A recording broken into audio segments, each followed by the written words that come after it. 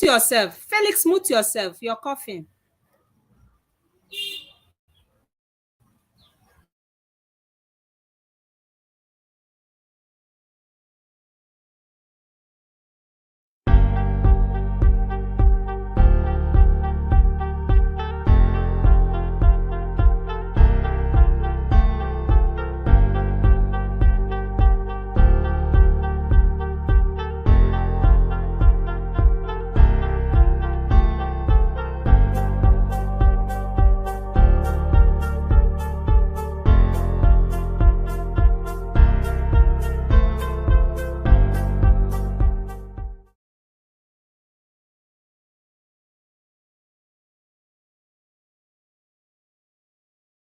Yeah.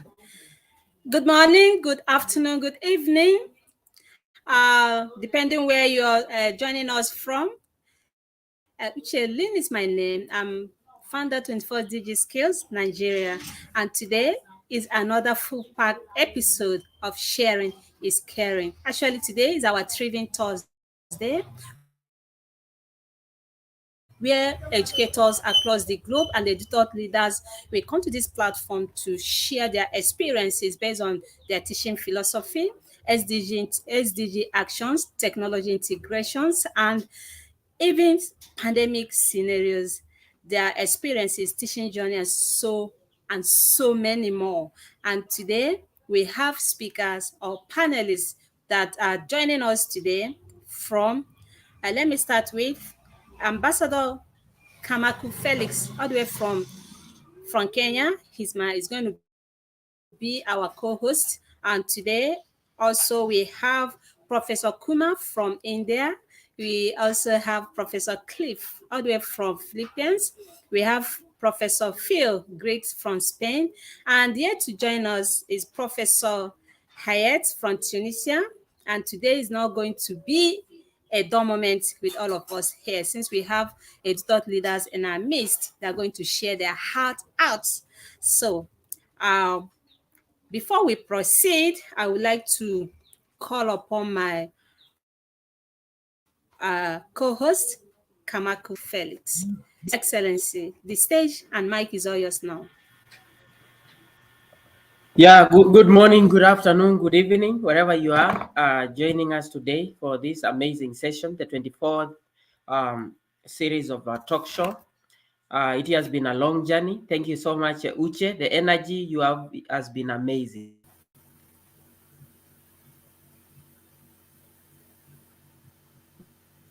Joining us all over the world.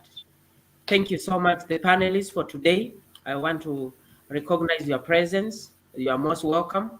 At the same note, I want to request the educators who are joining us in live on Facebook to share the link so that we have as many educators joining us as possible.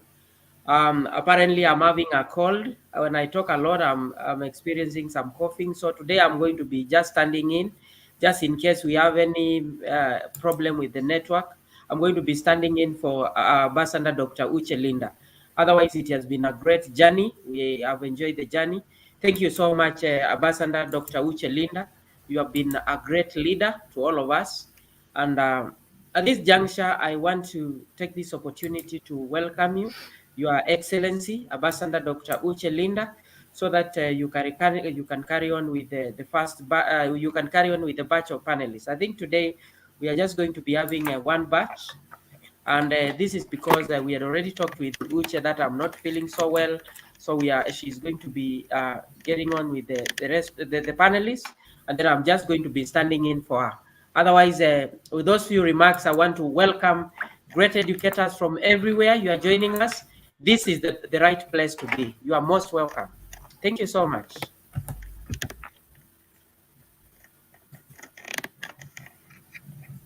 Back to you, Dr. Uche.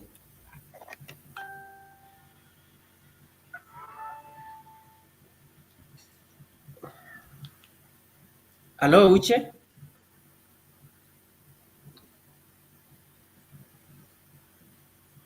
I muted myself. Okay, because where I am, there's a lot of background noise. That's why I always mute myself. Okay, thank you so much, His Excellency Kamako Felix, for being here with us. In You're strong now. I'm so sorry about that. For you alone to be here, that really shows that you always have us in mind and this program. And uh, sorry for having bugged you to be more of hot water and hot soup to clear the flew away. But since be it as it may, thank you so much. Even where I am now, I'm not in my base. Network is not friendly though, but it's fluctuating. It's not stable. But it is what it is. We are going to proceed. Like we used to say, technology is not going to stop us. Technical glitches we are experiencing is not going to stop our show. But please bear with us. All right. Now, Professor Dr. Hayat from Tunisia. Uh, she's a panelist for today. She has joined us. We welcome you. We officially welcome you on board. Her Excellency Hayat Hesni from Tunisia. Welcome to the show. Yes. And Hello. Good yeah, before morning. we proceed, all right. We welcome yeah, Her Excellency, thank you so much for joining us today. You're already part of our family. So, uh, what will happen is that all the panelists, before you will be called upon to have the stage, you will just introduce yourself before we proceed with the business of the day. So, but before we do that,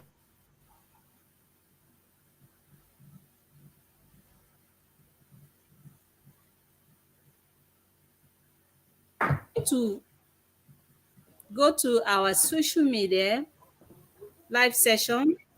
Let's welcome those that just join us.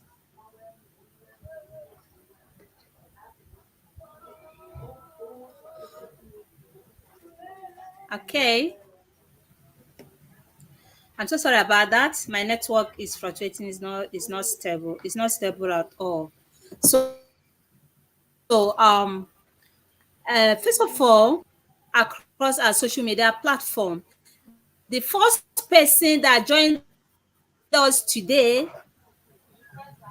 is no other person than Her Excellency Professor Riahi Hidia. She is the president and project director of Arabian World. Thank you so much, Doctor. Thank you so much, Prof. She's the first person to be here today. Thank you so much. We are glad that you're here with us.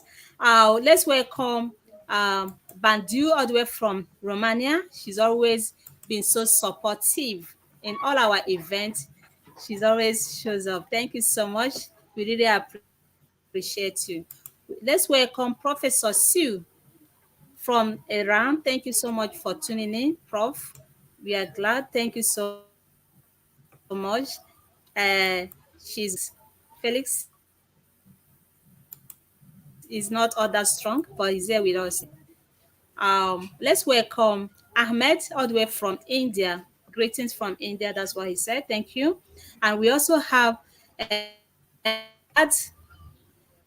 He said hello from Morocco. Could you please tell us where you're joining us from? Thank you so much for being here today. We also have, um, yeah, she is greeting Professor Rish, Rishikesh Kumar from India. Thank you. Fatima saying hello from YouTube, our YouTube channel. Thank you so much, Fatima. Thank you, thank you, thank you. Okay.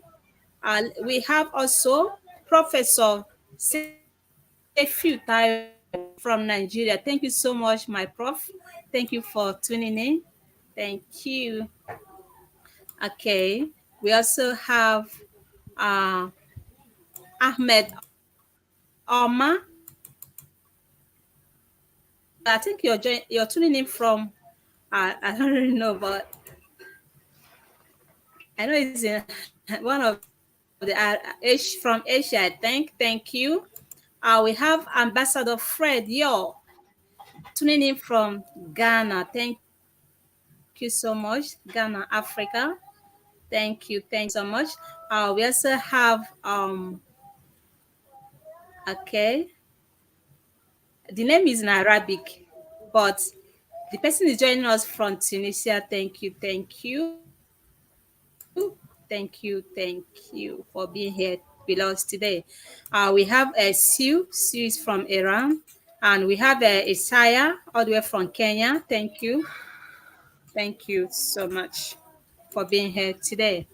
And today is another blockbuster episode. It's going to be in English language because 3 days ago on Tuesday, it was Georgian webinar on SDG 16.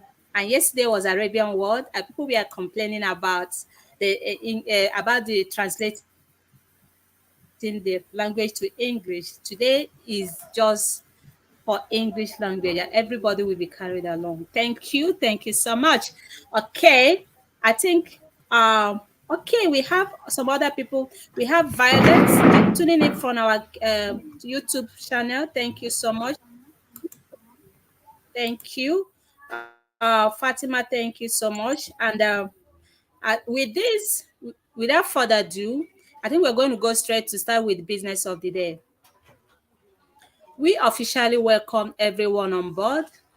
And with this, I declare this event open. All right. Everyone tuning in, please, you know what you're going to do now?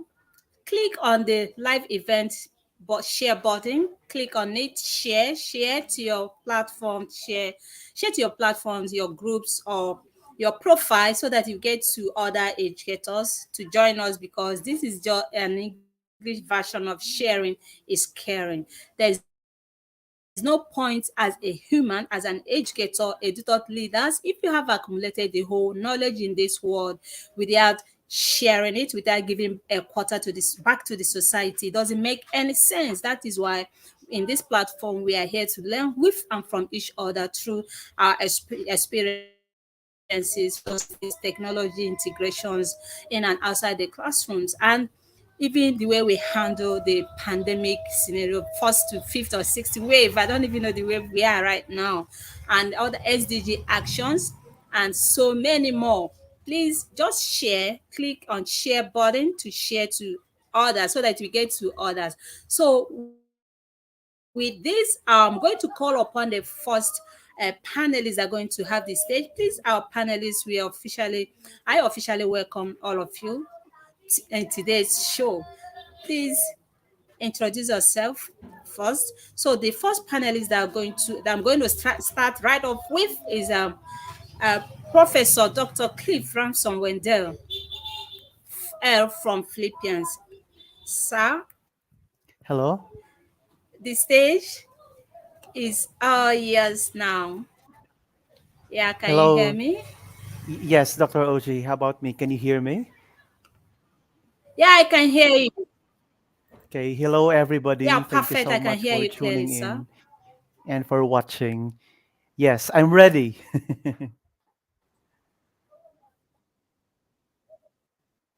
Okay. I don't know what you're going to do right now. Could you please introduce yourself? I'm so sorry, my network is fluctuating. Weather is changing. It's like it's going to rain. I'm even out sitting outside where I am. Could you please introduce yourself before we get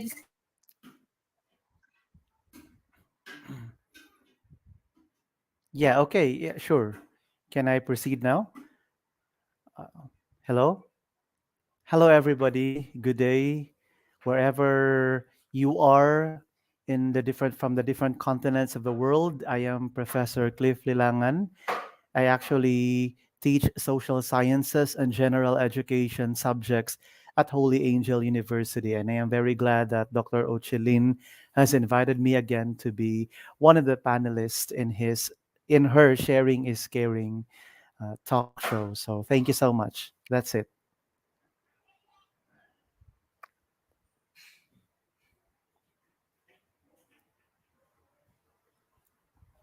Back to you, Dr. Ochilin and Dr. Felix.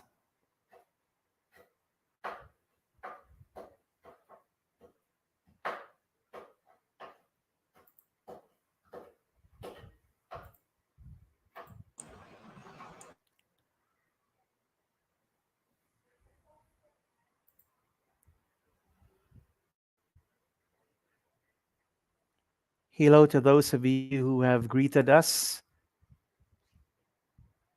Hello.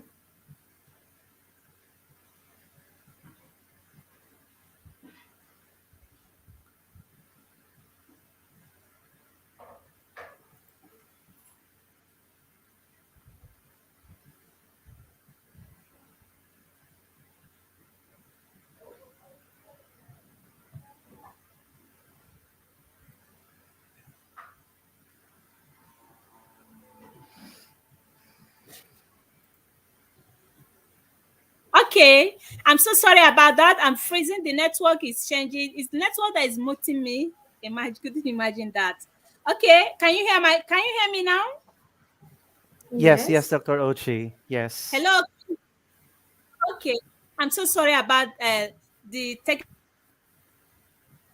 glitches I experienced earlier on. It's not my network is not stable, right? But let's quickly. We're going to be as fast as possible before the network starts misbehaving. So thank you so much, Professor Cliff. You didn't even introduce yourself properly. You've already badged the first doctorate and you're in running your second doctorate. Thank you so much for the wonderful, not even commendable work you're doing in the field of education. So thank you so much. With this, I would like to ask you, why is the love of research important for the student to develop? The mic and stage is all yours now, sir. Okay, yeah, thank you. The love of research is really very important for the students because, first of all, we are helping our students develop a love of knowledge. Once they are into research, it's not just the students learn how to make decisions. The students will be able to have and develop analytical, mathematical, and problem solving skills.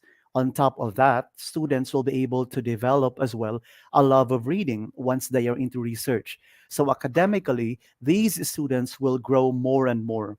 They will be able to find that there are many ways in understanding knowledge. They will be able to discover truth. They will be able to discover many things pertaining to research. And sooner or later, after they graduate in college, okay, they will be able to gather all of these exposures and experiences when they apply for a job. So that will help them, propel them to have a better paying job later on because they will have learned to love research as they grow older and older. So that's it. That's why it's really important for students to love research.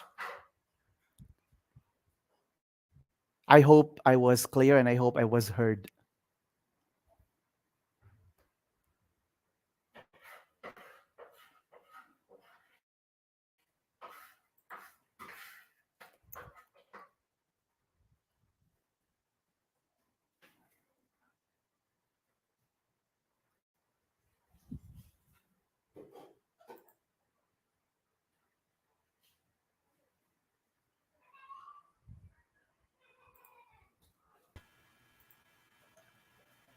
Hello, Uche, you can unmute yourself. Hello, Dr. Uche. You're on mute. It's network that is muting it. Yeah, okay. Can you hear me now? I'm so sorry about this. Network that is muting me off and on. So I'm so sorry about that. So thank you so much, Professor Cliff, for that insightful response. Honestly, what we do, well, what educators are doing is try to inculcate the habit of research to our diverse learners. It's going to help them a whole lot, especially when they school, they'll be able to proceed in possessing that researching skills in a grand level, because without research, it won't be able to equip them for the future ready jobs, even to develop and identify real world problems and be able to provide practical solutions to them. So researching skills is very, very important. We as educators, we should try to imbibe the habit of research. Even we, as we are doing the research, the student also will be doing that. It will help them develop them,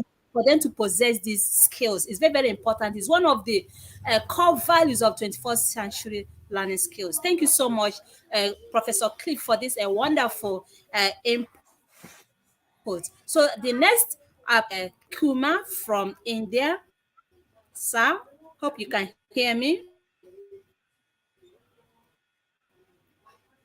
Yes, audible. All right. Please go ahead. Yeah. So please tell us, could you please introduce yourself first before we proceed with the business of the day? Introduce yourself, sir. Thank you so much, Doctor. My voice is audible to you all, guys. Please confirm me. My voice is audible. Yes, it is. Yes, fine. Thank you so much. I'm Professor Rishikesh from India. I teach basics of marketing. My domain is marketing, and I'm a motivational speaker. I'm a career counselor. I'm a corporate trainer. Teaching is not my job. Teaching is my passion. I enjoy doing it. What I believe, if as a human being, if you're not enjoying anything, you can't be successful at the domain. So it will be my first mantra for your successful life. Whatever work you are planning to do it from your heart. Don't do it from your mind. Mind work is to maybe in a calculation. But if you're passionate about doing anything, you can become a successful man on this planet. Thank you so much.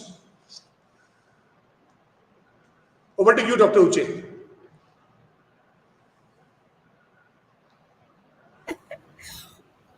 All right, thank you.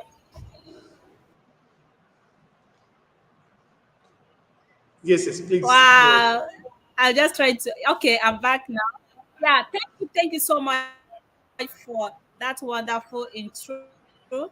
You have passion, you are passionate about what you're doing. Okay, you love what you're doing. That's most Really. important. You're teaching from your heart, not from your brain. Okay, based on that, could you please share with us what is your positive mantra for peaceful and successful life? The stage and mic is all yours now, sir.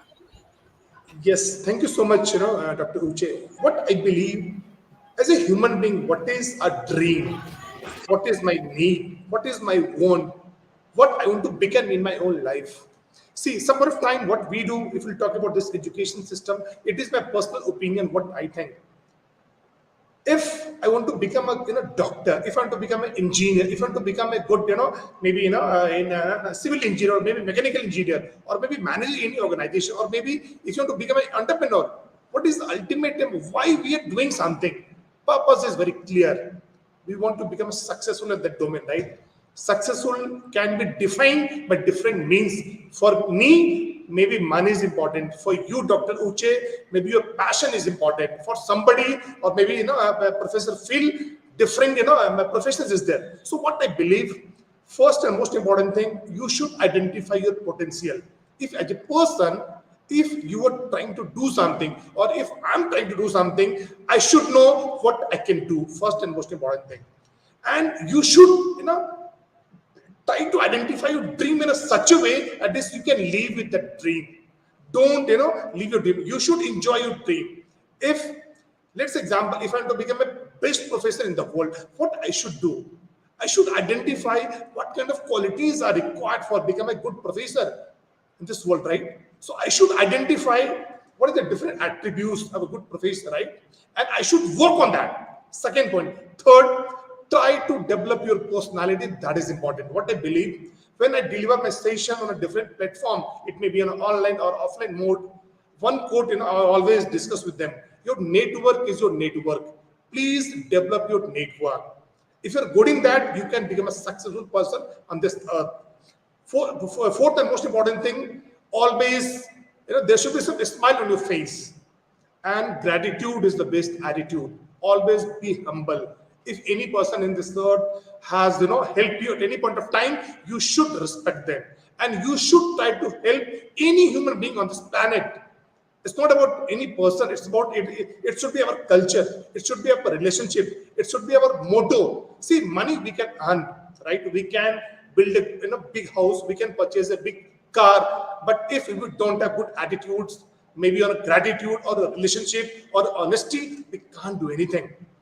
So what I practice, and whenever I deliver my session to my MBA students, what I do basically, see, degree is a piece of paper. If I want to do something, maybe I'll get my degree. But what is the ultimate purpose of becoming a human being? We are not here to just acquire a lot of money. You should try to understand what is my purpose, why I'm living right on this planet, and what is my existence. It's not about acquiring a lot of knowledge or maybe money. We should try to share something to the world, my dear friends. And really appreciate you, Dr. Uche. You are giving us an opportunity to discuss something.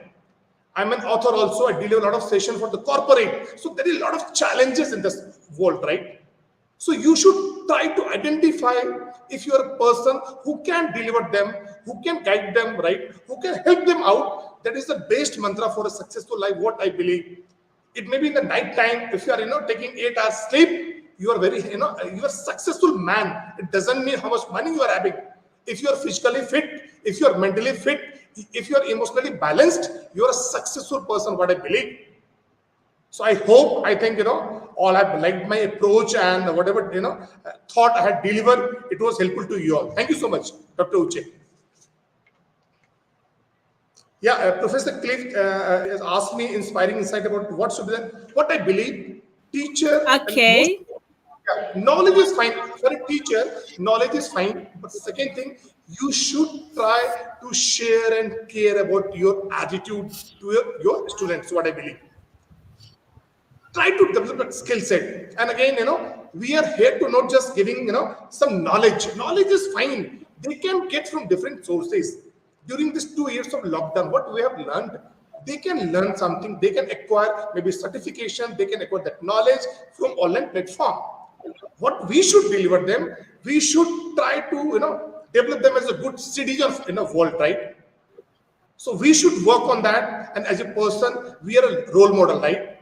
If we are doing something, they are watching us. So whatever activities we are doing, we should try to develop them in a good citizen, what I believe. Thank you so much, Dr. Uche.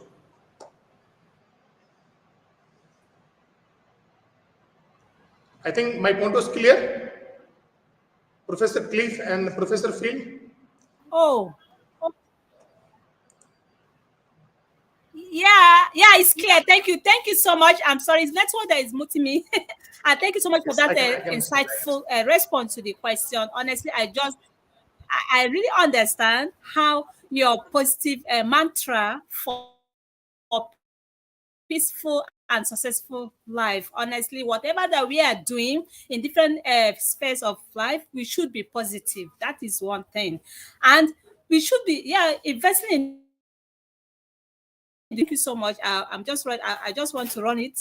So because of my network issue, thank you. Please, I'm going to get back to you in a short while. I would like to call upon the next panelist to have the stage. Permit me to call upon Dr. Phil from Spain. I believe you can hear me. Yes, I can hear you. Hello. Yeah, Hello. yeah. Thank you. Yes, Thank you so good. Can much. you hear me? Oh, Dr. Uchi, thank you so much for this opportunity to come and talk today. And I Yeah, must admit, perfectly. We can hear you. oh, good, good, good. I just want to say, guys, Cliff and I just try and pronounce your name if you don't mind me saying. Yes, I just think great talks, especially Rishi Kesh. I think I got that right. Yes, Professor Rishi Kesh, Professor Cliff. I thought they were fantastic talks. Okay, I'm Phil Griggs. I work as a hypnotherapist and psychotherapist. I'm a neurolanguage coach, and by neurolanguage, I help people to find the language that they're looking for to connect with the life that they want. Whether this is to do with education, whether it's to do with a job, a life, Sometimes we get super categorized, don't we, by thinking that because we do a job, people instantly categorize us and thinking that we're that way. That's what we are.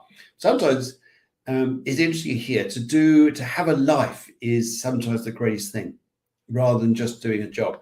So my thing here is I'm going to talk about 3 things today. And one of them is color therapy. And if you're happy for me to carry on and talk about this, I will go on and do this, Ushi. But one thing I'd like to say about color therapy, I've been working with this for quite a long time. And we get so industrialized by conscious thinking. We get so industrialized because we're told to do things. We've got to follow everybody else. We've got to do what else is doing. And yet our minds here, our mindsets and what we're doing and where we are in our worlds is very, very different. Yet if we really think about and tune into our individuality and become more colorful, we do amazing things. When we become more colorful, the heart and the mind are in line.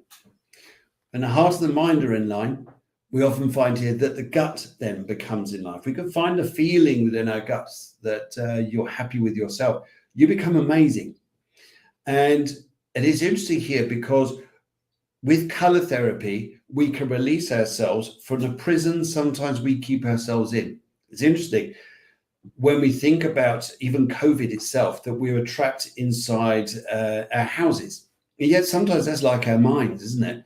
We trap ourselves in our minds thinking, I want to go and do something, but maybe I can't. Maybe something's stopping me. Maybe. They're just fears. They're just fears and phobias. And really what we need to go and do is just go beyond that into that state of bliss and into that state of where we achieve for ourselves. And I think this is some of the important parts. So, and sometimes here, what is your favorite color? What is a color that makes you feel good? So I've actually worked with this with people when they do speeches. But before they do it, before they stand up and do something, they draw in a beautiful color. Hello, can I carry on? Is it all right there? Sorry, it just went a bit quiet, the sound there. And I think it's something when you draw in a beautiful color. Okay, yes. Sorry, it's intermittent there. Is that okay? All right. Thank you so much. How can Yes.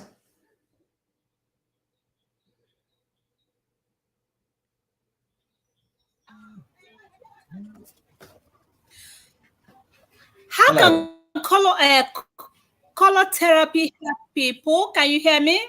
Could you please Yes. respond to this? Yeah, sure. Color therapy can help people Yeah, go ahead. because we become individual. We then become individual. When we become more individual, we're in our own power. When we're in our own power, we can do anything that we really want to go and do. Sometimes we're trapped into thinking we've got to do what other people are doing, and we don't respond to our true selves. Color therapy can take us away from logical thinking, become more creative. Creativity is far bigger than knowledge. Einstein said that. Our imagination is far bigger than knowledge. We can know a lot of things, but our imagination will take us further. And everything we've got in our lives is invented by an idea, by a dream, by something here that's just incredible about what we do. And sometimes we amaze ourselves when we achieve something we logically thought we couldn't do, but creatively we found a way to do it. There's always a way. There's always a way to do something. So color therapy is an expansive area of thinking and the mind that helps us to achieve incredible things. And because we are incredible people, but sometimes we get conditioned to think that we're not good enough. We're amazing. We just need to find it. That's color therapy. Okay. And I gather there's another question. Is that right?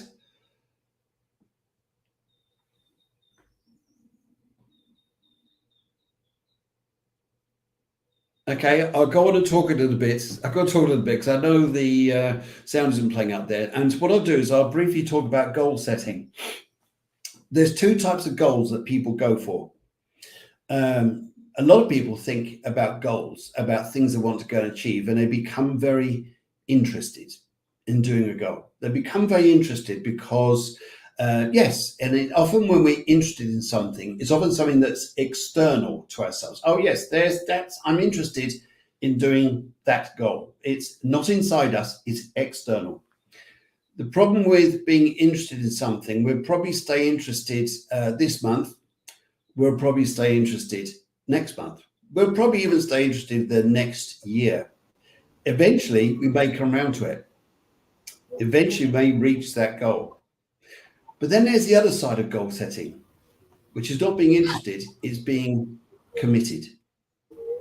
When we commit to a goal, it's no longer external, it's internal. That's power. That's power when we become committed to reaching a goal.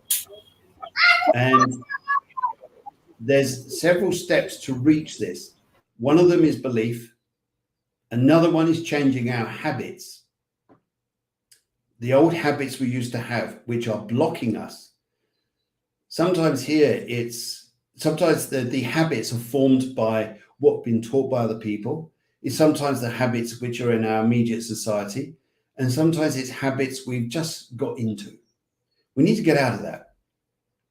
We also got to think about the plan, how you're going to do it. Is there a how? How are you going to do it? The opportunity and the way. How are you going to do it? That's the how. And then finally is belief. And if you're committed to a goal, then something has opened a door to belief to achieve that goal. Something in you has changed if you truly believe you could do that goal, because you will change your habits. You will change the way you're doing things. You will find that the belief in you is so powerful that that committed goal you want to go and do, nothing's going to stop you. Like an icebreaker going through the ice, it gets there. Even it has to wait for the ice to thaw a little bit, it keeps going and keeps going and keeps going. We've seen that in life so many times here, haven't we? That people just keep going because they are so committed to that goal. And sometimes we get easily distracted by the first thing that comes along. Oh, that's interesting, I'll go and do that. That's not being committed. Then someone else says, oh, why didn't you try this? This is different, this is different. No, that's not being committed. You're being sidetracked to go and do something else. And finally, motivation. And motivation is the bit that makes me smile. It's the bit that makes me happy. It's the bit that makes us feel fantastic. Because when we become motivated, all this becomes possible. And it's the excitement. What a lot of people have, a lot of people that I work with, we become motivated and we get infused like the wave that's going to come up to the beach. It raises up high. It starts to crest over. The power of that wave is so motivating, and it crashes along the beach and moves the water up, and it goes up with speed which is unstoppable. The problem is, once the wave is broken, then what? What sources do we need? What resources do we need internally, just as much as externally, to keep us motivated? That's sometimes the problem people face. They lose motivation. When you lose motivation, the problem is sometimes we lose the ability to achieve that goal, the one that we're committed in. So the thing here is I'd always say to you guys to keep motivated, to keep the goal, to keep the color therapy there, keep dreaming. Keep dreaming. Keep dreaming. I think this is the most important thing is, and that's the subconscious talking. That's your subconscious wanting you to be the best you can be. Your subconscious mind doesn't want anything else than you to be the very best you can be and be the happiest you can be. And nothing's going to stop you if you really listen to your subconscious thoughts. That's the power. That's power. That's the almightiness of you. And that's the incredible part of you. And everybody's got this, no matter where they are, no matter what they're doing. No matter what's happened in their lives, you've got that ability to be whoever it is you want to be. Just believe and don't stop dreaming. Thank you. I'm Phil Greaves. It's been nice talking to you. Any questions? Thank you. Thank you very much, Okay. Thank you. Thank Professor. you so much. Yes.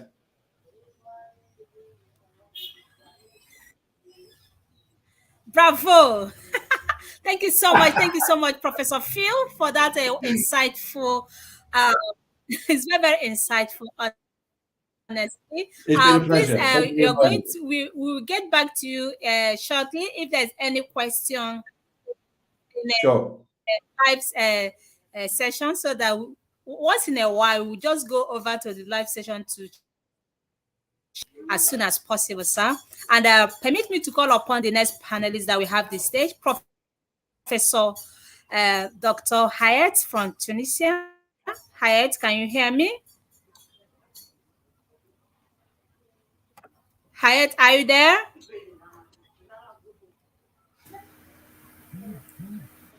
Hayat, can you hear me? Good afternoon to everyone. Good afternoon, Okay. everyone. All right. Thank you. Thank you so much. Yeah, Thank you. I can Thank hear you you. Yeah. for yeah. Sure. Go ahead. Thank you Could for you please, giving me thank you this. so much, Professor Dr. Hayat. Yes. Yes, please. Thank you, Could you dear please introduce Uche. yourself before we proceed? Yes. Yes, I will. First, thank you for giving me this chance to be here in this incredible platform to share and share my ideas about uh, education and to share my ideas also with dear panelists, wonderful panelists. I appreciate all speech. They were wonderful and inspiring. First, I'm Hayat Hassini from Tunisia. I am senior professor above rank. I teach English. I am certified in many tools and I'm ambassador in many groups and associations. Uh, if I have time to introduce some Okay, achievements, okay. or is it okay, dear Uchi? That is okay. Yeah, it's okay, Yeah, my dear Prof. It's okay. Please, yeah, I would like you to respond to this. Could you please share with us, describe your classroom management structure? Could you please respond to that? yes. How do you deal with your classroom management structure? The mic and stage is all yours now. Yes, yes. Thank you for this question. It's a good question.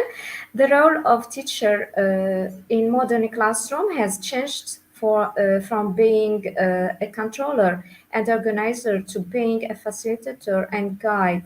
Now teachers allow learners to have more initiatives and responsibilities. They can control their learning process. A teacher should focus on classroom management since the beginning of the school year, classroom rules, discipline, and behavior to facilitate students' learning opportunities. Teachers should ensure equitable education by involving all learners in the educational process, especially students with disabilities or, special needs. I suggest working by class project. I also give importance to the group work that I learned through my humble experience in the field of education and also from some training courses that I attended. So when we make mixed groups, heterogeneous guardians and tutors, pupils with different abilities, backgrounds, and various personalities can help each other by sharing ideas, solving problems, scaffolding, and cascading new knowledge. For example, an outstanding student can help a struggling student. So they learn from each other, of course. It takes place under the control of the teacher. I always encourage students of mixed abilities to work together by promoting small groups or whole class activities. Through verbally expressing their ideas, they can develop their self confidence. They can also enhance their communication and critical thinking skills. Remember that a lesson plan also is the teacher roadmap of that students need to learn and how it will be done effectively during a session. Teacher also can design appropriate learning activities and strategies to obtain feedback on students' learning. Lesson plans are also important for outlining your classroom objectives, which can help you evaluate and answer or not students are on track. Carefully consider also content and learning objectives. I also relate new information to the previous knowledge. Students learn from mistakes also. I can use some mistakes to get some informations from when they make mistakes. Um, I can it can help me and other students to get the right information and to get the response for some mistakes also. I can also ask questions to expand their learning. I encourage my students by grading their work to create motivation by giving them certificates or presents. I also I also give importance to atmosphere at class in the classroom when students be comfortable in the classroom and they have and I have a good relationship with them as well with their classmates. They can work comfortably and they can be safe. They can do their best to succeed instructions in even in exams.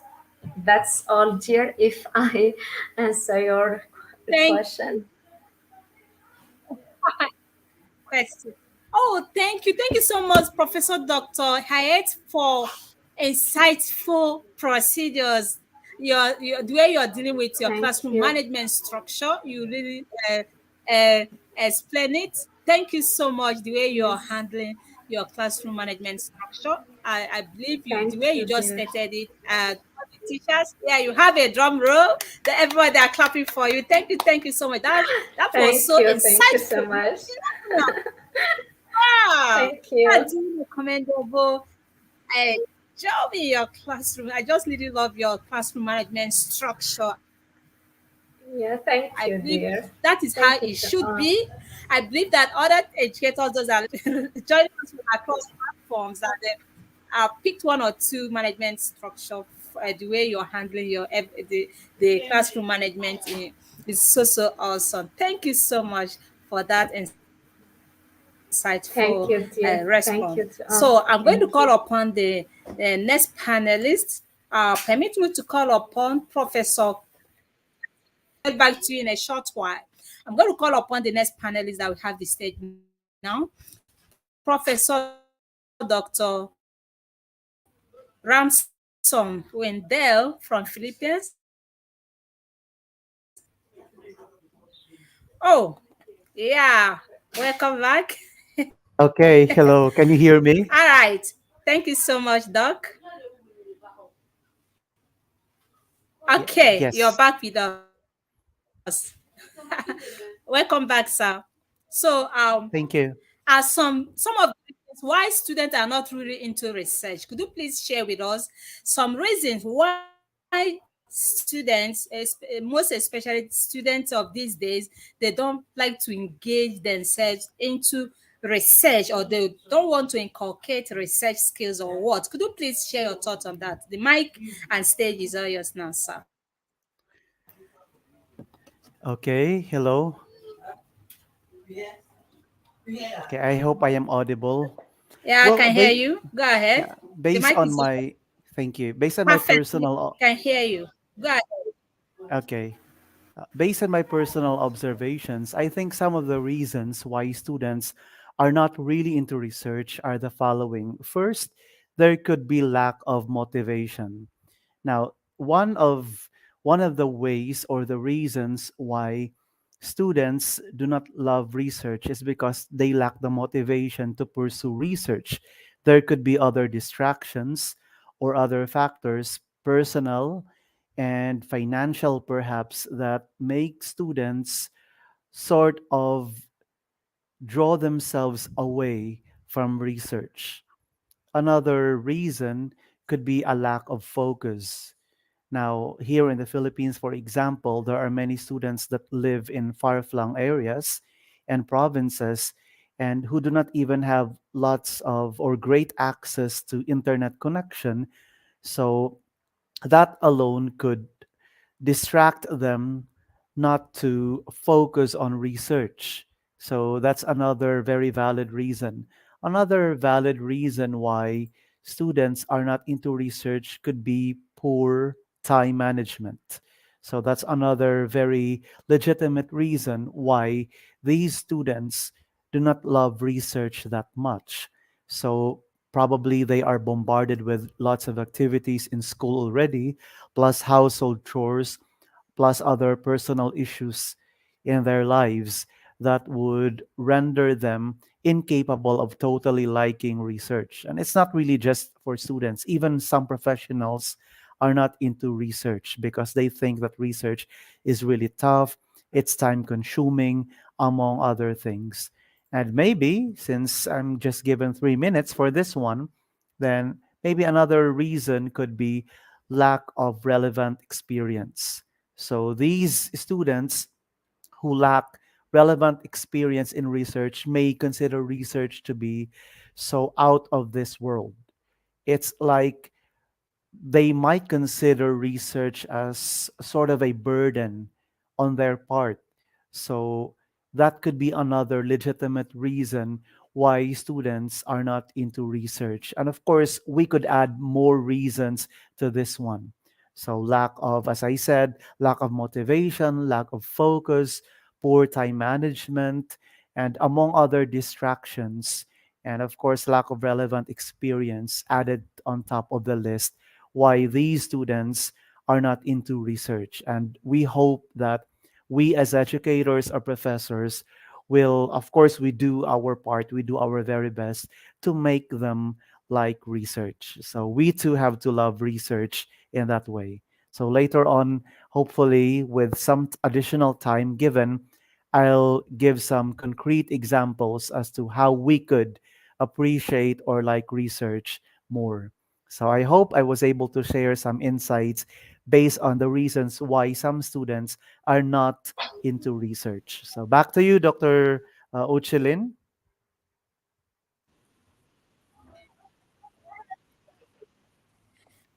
Wow, wow. Thank you so much. Experience, they said, is the best teacher.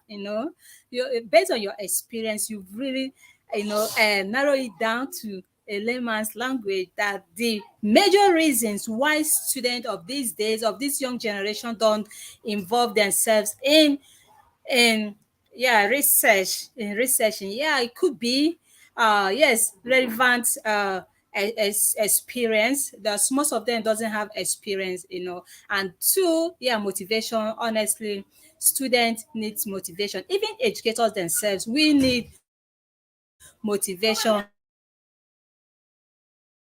We should imbibe the habit of motivation. By so doing, we will transfer the skills back to our diverse learners. So it's very, very important as an educator, whatever you, we should try to upskill our researching skills is very, very important. We should possess that to build up our professional development and transfer the knowledge back to our diverse learners. Thank you so much for that insightful input. But before we proceed, hang in there. Let's go to the comment section to see if you have any question before we proceed. Okay. Um, let's go to our comment section. Let's see if there is any question for you.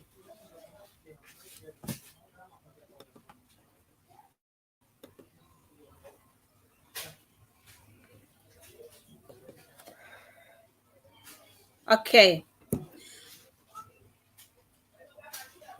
Okay, thank you so much. I think Sue, the Professor Sue from Iran, she said, I think the activity should be developed that include all kinds of activity meeting learners' needs, kinetic, visual, and auditory. Thank you so much for that input. Okay, Professor Riahi from Tunisia is on the screen. Let me see if it's going to come up. And she said, Professor Riahi from Tunisia, let students love themselves and love to succeed together. And then the teacher will be the moderator of all activities in classroom learning. If teacher think that being a teacher is the best job, he will be able to innovative, creative, different in his classroom or her classroom. She or he will be example for students and other teachers. Wow. Thank you so much, Professor Riahi, for this contribution. Okay, Isaiah from Kenya. She said an inclusive classroom has learners with different needs, which sometimes hinder collaborative learning or activities. Thank you so much for that contribution. I don't think there is any question. Yes. Yeah, I think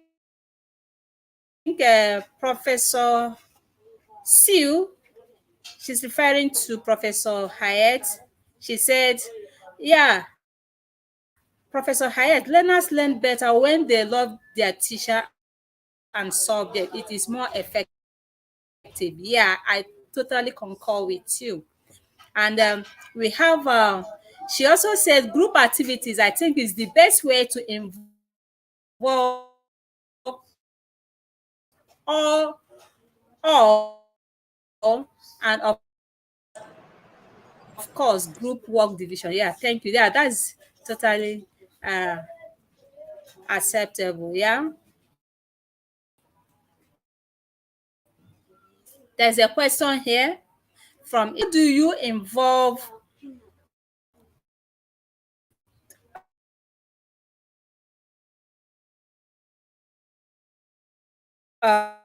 students?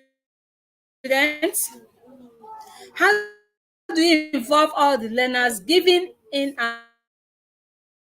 an inclusive classroom and within the allocated time? I think this should be referred to Professor Hayat.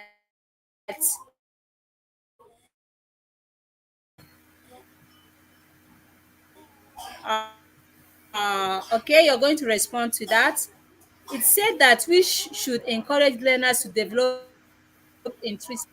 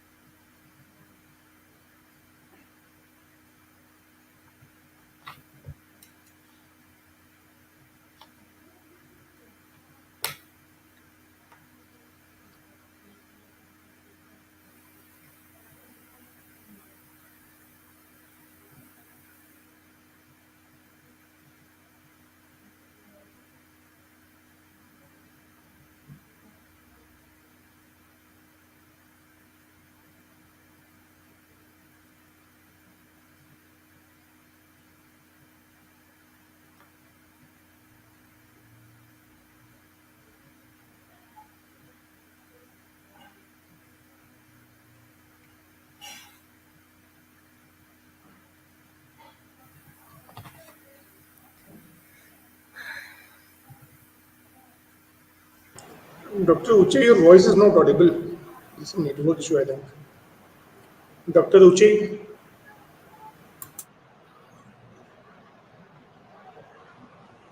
I think we lost.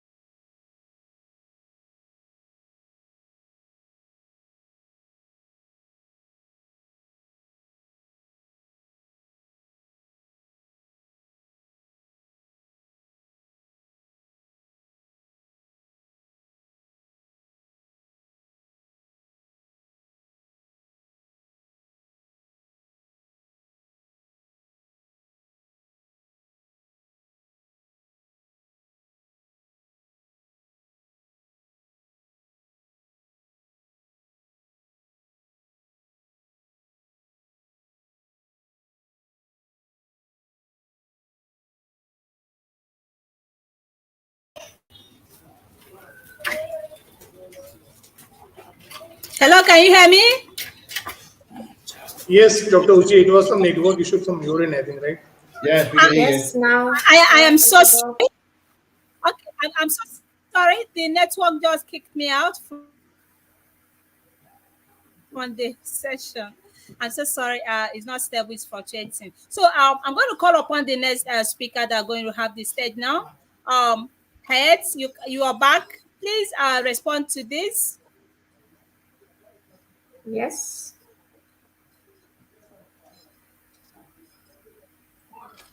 Okay. How do you incorporate social emotional learning in your classroom? The stage is all yours now, Professor Heads. Yes, dear. First, first, what is social, emotional, and emotional learning? Social and emotional learning, or SEL for short, is the education and development. Is am I audible? Hello. Yes, yes, you are Yes, audible. Yeah, yes, you are. you're Yes. audible. Okay. Thank you. Okay, thank you. For short is SEL, SEL, the education and development of skills needed to manage large emotions from relationships, gain self-awareness, solve problems, make responsible choices, and set goals. SEL or SEL or emotional learning also focuses on open communication, social awareness, and empathy.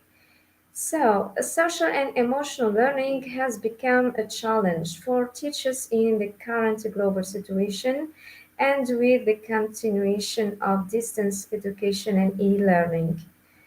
I can say some of the five core competencies for social and emotional learning: self-conscious, self-management, social awareness, relationship skills, and responsible decision making. For me, why why students need social and emotional learning. There are many reasons why social emotional learning is important. First, child development and growth as a human being. Academic performance. To provide better results, the child or the students must be comfortable and happy. An emotionally stable child has fewer behavioral problems and maintains a better academic track. General equality of life and well-being.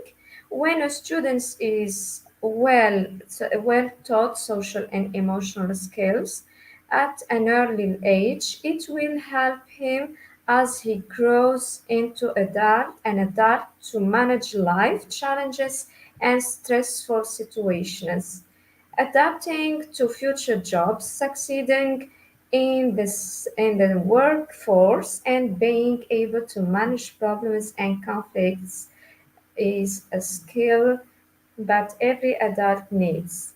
It can be said that learning social emotional learning at an early age enables the child to dare to deal with himself in certain situations such as bullying, racism, exclusion, internet safety, inappropriate relationships. How social educational emotional learning is taught. Social emotional learning can be taught through role playing, open circuit discussions, project based learning, cooperative learning. Social emotional learning is not limited to one subject, but the teacher can integrate these skills into the classroom regardless of the specialization. With the many methods and activities integrating social and emotional learning in the classroom, the teacher can choose what suits the students and suits the surrounding circumstance. As teacher, as teachers, we should first enhance those skills we have that we can impart them to our students, especially with the huge technological acceleration and harshness of the virtual worlds. The activity, I use activity, for example, show us and talk. I use this activity to instill confidence and pride in the students. It is also an activity that contributes to building relationships by finding connections with others. In this activity, I choose something that the students know and talk about, what it means to them emotionally and psychologically. It is their favorite toy, their pets, their favorite places. Second activity, your mood today, for example, when we talk on online, for example, about the subject. At the beginning of the virtual class, I ask the students to express their feelings and mood at that moment by sending an emoji or an animated GIF. It in the chat box, for example, which enables me to know the students who need psychological support and talk to them who have shown bad feelings or bad mood. Reading. Reading I invite students to read a story, write its events, mention the feelings of the characters, and then give them opinions, audio or written, and thus giving the teacher an opportunity to discuss different feelings with the children or students and talk about the appropriate responses and reactions to different feelings and guiding them to the culture or writing diaries and sharing them with those close to them. Electronic games also to develop social emotional learning.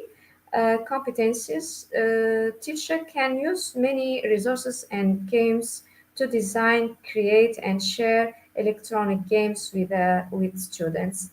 Uh, for example, click games may target decision making skills, problem solving, cooperation, and sharing skills with others, whether playing together or individually, and then discussing the lessons learned from that in the upcoming or next class. Uh, the floor is yours, dear Uchi. All right, thank you. There are also many activities to do it in the classroom also, but I just chose four activities that I used in my classroom with my students, online or face to face. But online Okay. is also It's okay. Yeah, thank you so much, Professor Dr. Hayat, for that insightful activities on how you incorporated social and emotional learning in your classroom. Is so amazing. Thank you so much for that wonderful activities. Just like you just explain it, is so awesome. I believe that's how it should be when it comes to the teaching and learning process. Our students' social and emotional learning, yeah, should be, we should prioritize that, because if you don't know how your students are, if they're, especially when they're down emotionally, there's some students that that is why face-to-face classroom is very good. Okay, it's very good in such a way that yes, you will see even through their actions. Okay, through their actions, through yes, their, you will feel that something is wrong with this particular student. You can be able to motivate. Motivation is very, very important. We as a yes, teacher, let's just try to encourage, motivate our students to be checking yes, on their health and mental well-being. Is very, very important. Thank you so much for having incorporated that in your classroom. It's very, very awesome. So don't go thank you, nowhere. dear. I'll get back to you in a short while.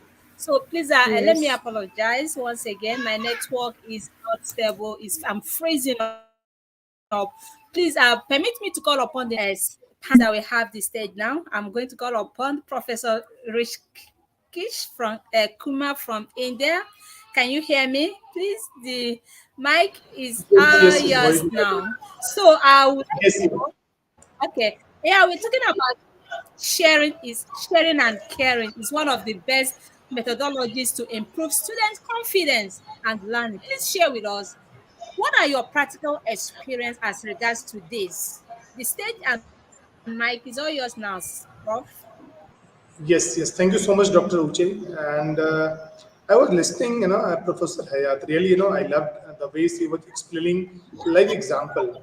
When we talk about learning, what I believe as a faculty, first I'm a human being, then I'm a faculty, I'm a teacher. We should understand the psychology of students, right? First and most important thing. What is their requirement? As a teacher, as a facilitator, as a professor, we need to identify what is the demand. If as a person we're not will not if we can't fulfill that demand or maybe need, I think it is of no use of teaching. What I believe as a person, I tell you, sharing and caring.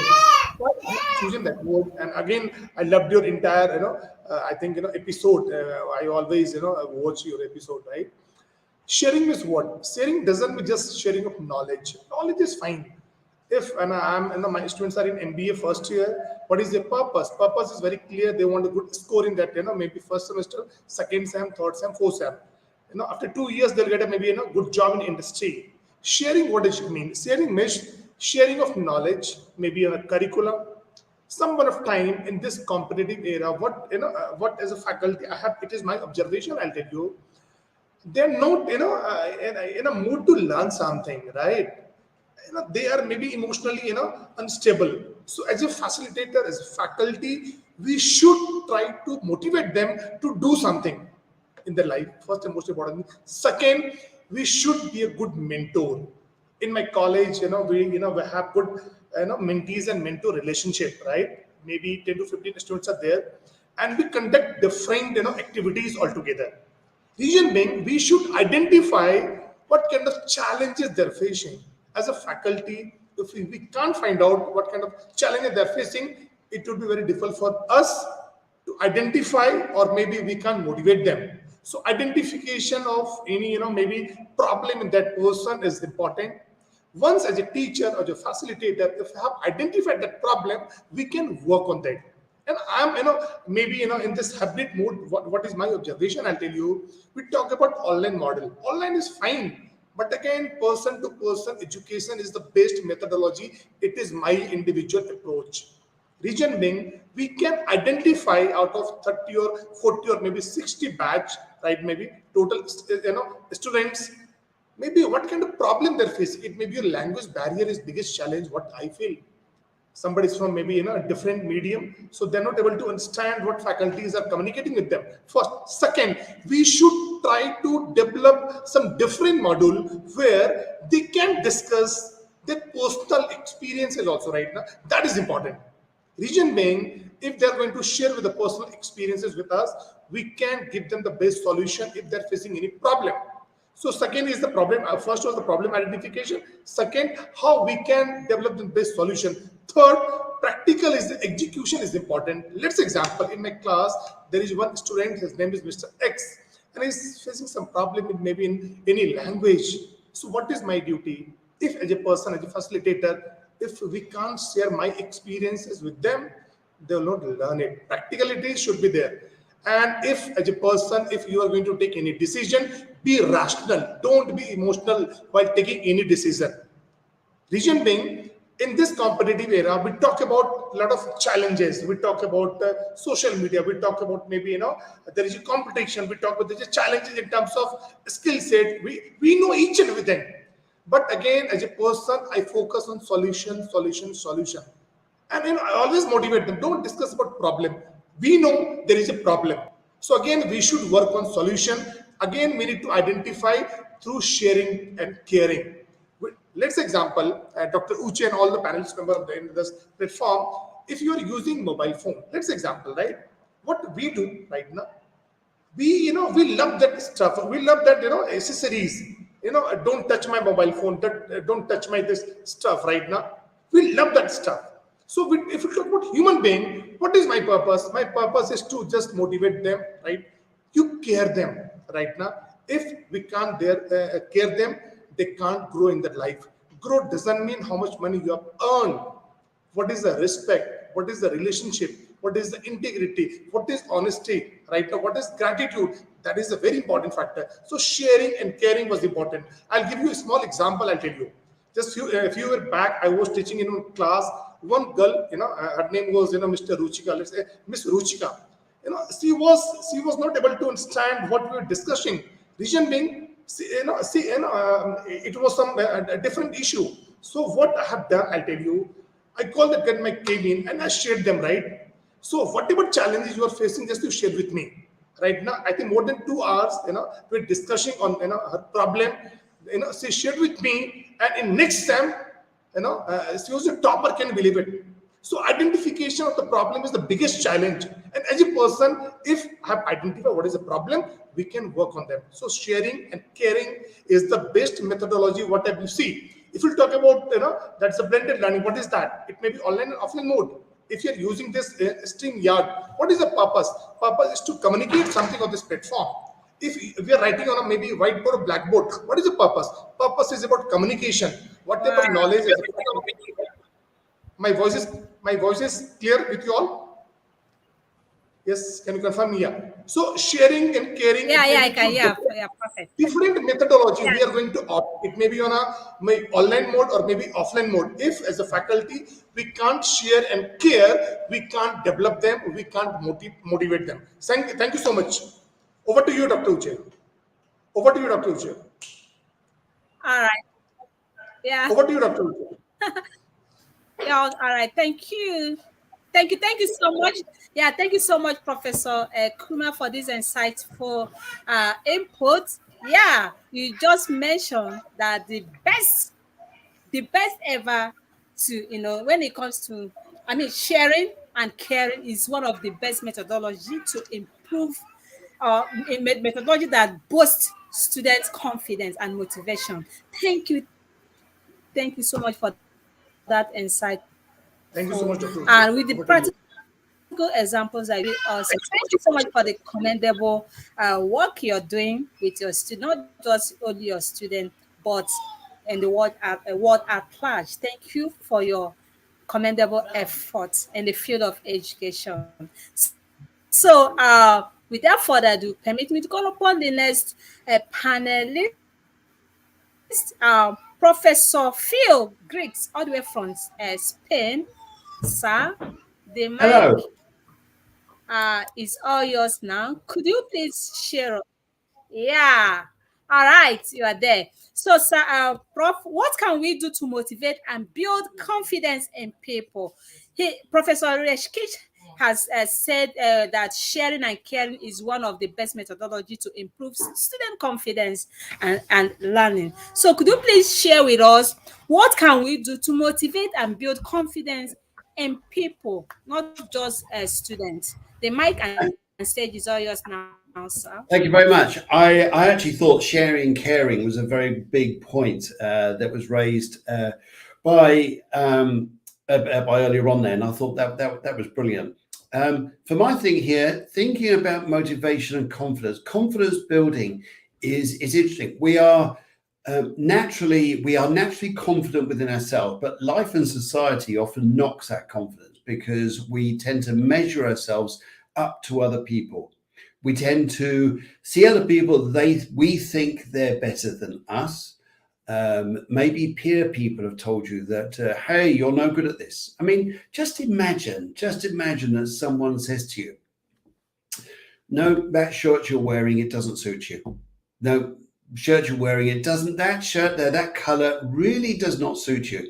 And if someone keeps saying that to you and then continues to say it to you, after a while you'll think, oh, it really doesn't suit me. No, I've gone off this color now. I don't like it. So therefore, you go and change something else. And it's interesting, throughout life, we get this continual sort of building around us that we're supposed to be in certain ways. And really, what we're losing, as I was saying earlier, is our individuality. But once we tune into this and we learn what confidence is, and there's sometimes here we've got to be repetitive. A lot of people, when you say listen to a TED talk, they say about being repetitive. That's one way about confidence building. The other way here is to visualize it, to visualize, to put color around it, to see yourself being great at this. How would it feel if you were confident? For example, here's one thing that people say to me is if they were to lose weight, because I work in hypnosis and psychotherapy, if I was to lose weight, I'll be so much more confident. Okay, so let's start on a journey where we are right at this moment in time and think, okay, so how are you feeling at the moment? Oh, I don't feel confident because I'm got too much weight on me.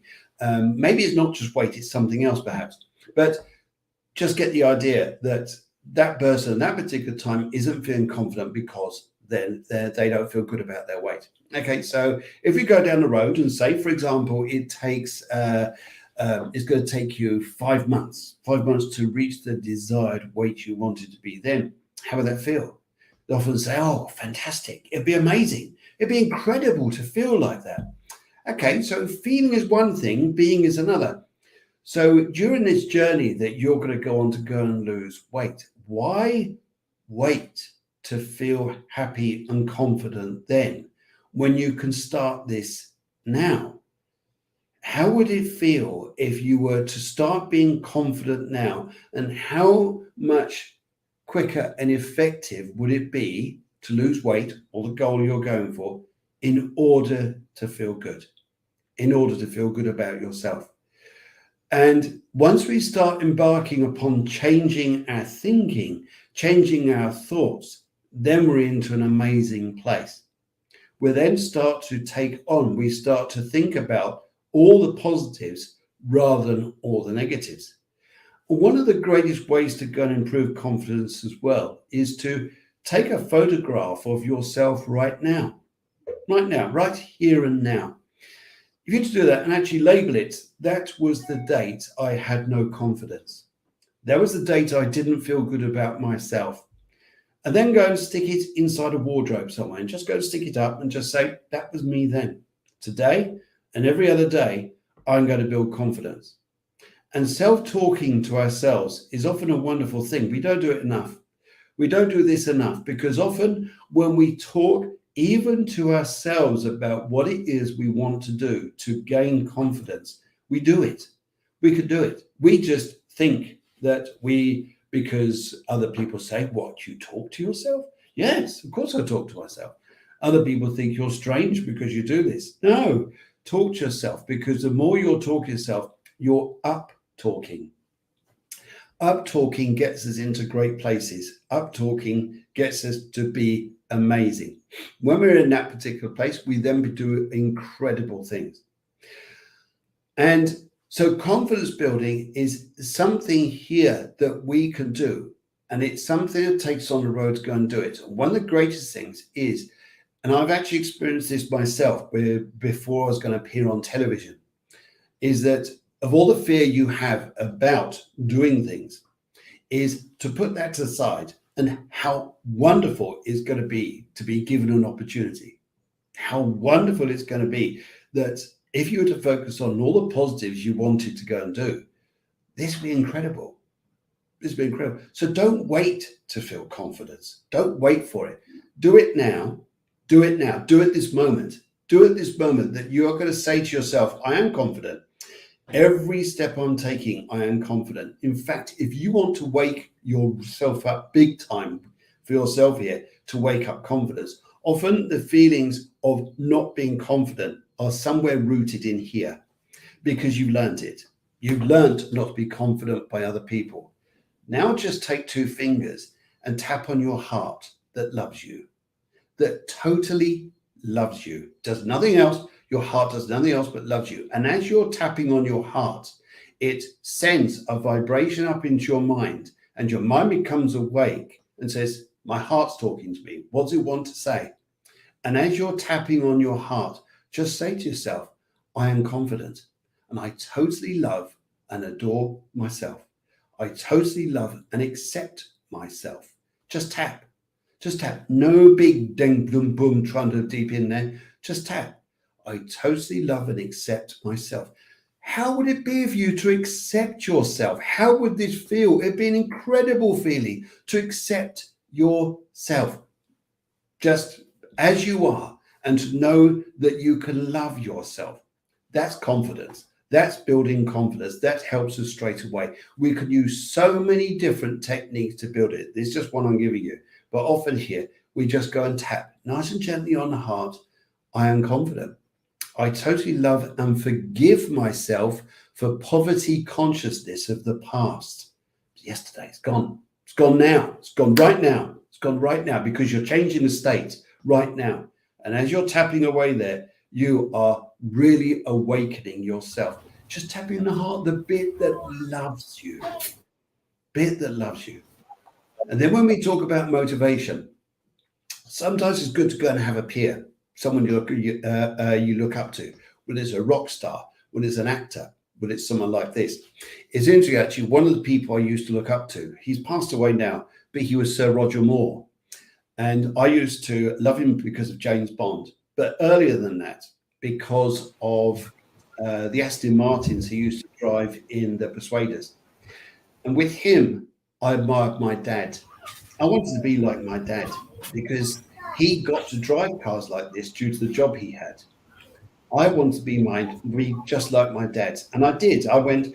My dad even said to me, he said, I'm so proud of you because what you're doing is something which takes confidence. And that is to stand up on a stage and talk to people, a lot of people, sometimes 250, 1,000, sort of whatever. But to stand up and talk in front of people, that takes confidence, but also takes motivation to do it. And to motivate something is to dream it, be it, do it. Just keep doing it, even if it's a tiny step that you're going to do to go and achieve motivation.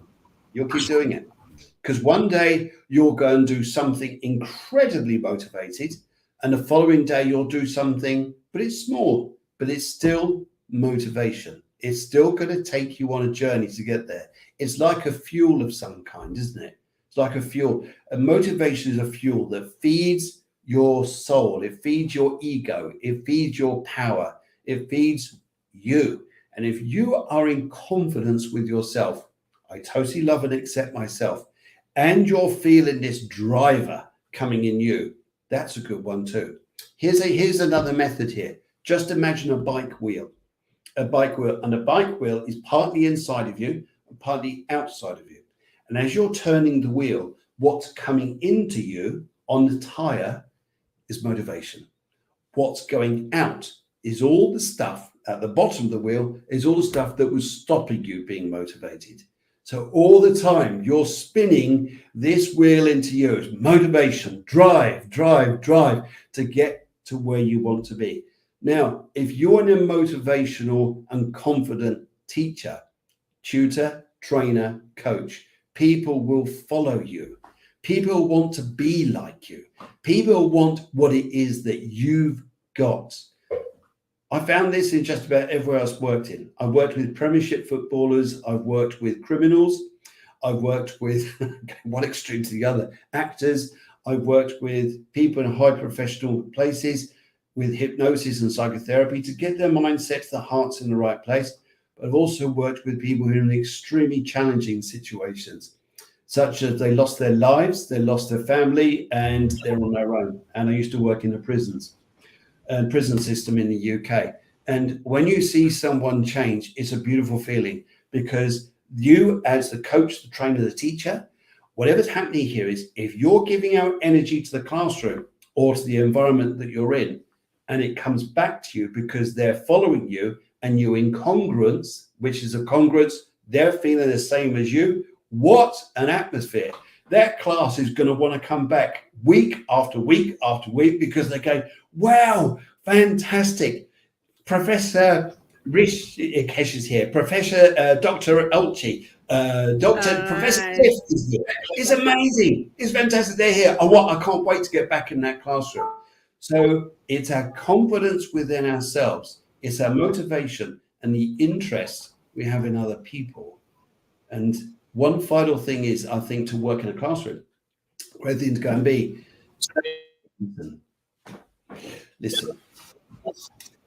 listen and help people, and sometimes tell your story. When I was years ago, just to let Wow. you know this, Wow. just let you know, years ago, I used to have a stutter. I used to stutter. I was shy. I was reclusive. I had enormous social problems. I broke through it. And I am now doing this today. So I help people in all sorts of situations. But thank you very much. I better go now because I think my time's up. Thank you. Thank you to everybody for all your comments as well. Yes. Yeah. Is my time up? Okay. Okay. Thank you. You're welcome. You're welcome. Lovely being part of this panel today. Well, lovely energy with you guys. Thank you so much, Professor. Great. If I leave you, continue on. Okay, thank you. So, did you say for me to continue? Did you say?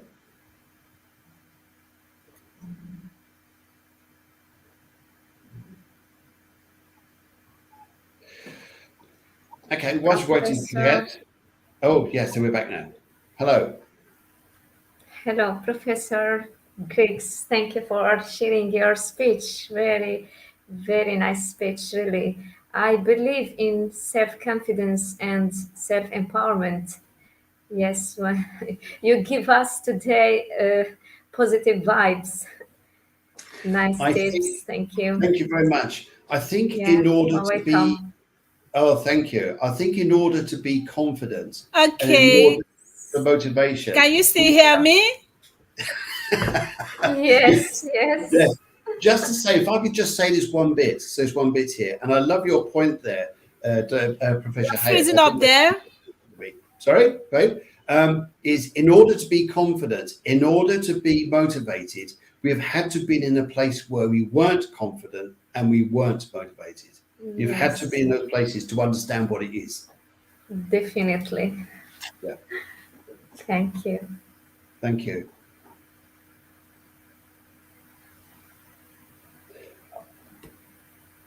Any other questions? Anybody want to raise anything? Anything else want to ask anything? Or yes, anything at all?